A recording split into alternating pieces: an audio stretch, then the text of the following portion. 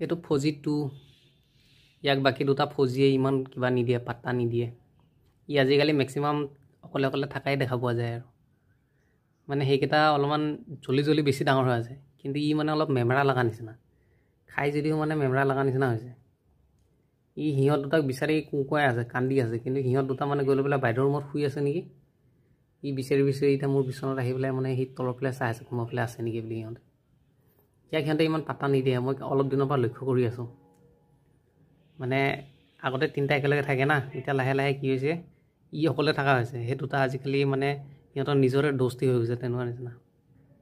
এতিয়া ই লাহেকৈ মোৰ কাষ চাপি আছে তোক এৰিলে